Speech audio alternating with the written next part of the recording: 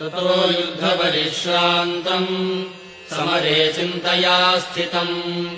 रावणम् चाग्रतो दृष्ट्वा युद्धाय समुपस्थितम् दैवतैश्च समागम्य द्रष्टुमभ्यागतोरणम् उपागम्याब्रवीद्रामम् अगस्त्यो भगवान् ऋषिः राम राम महाबाहो शृणु नित्यम् सनातनम् येन सर्वानरीन् वत्स समरे विजयिष्यसि आदित्यहृदयम् पुण्यम् सर्वशत्रुविनाशनम् जयावहम् जपेन्नित्यम् अक्षय्यम् परमम् शिवम् सर्वमङ्गलमाङ्गल्यम्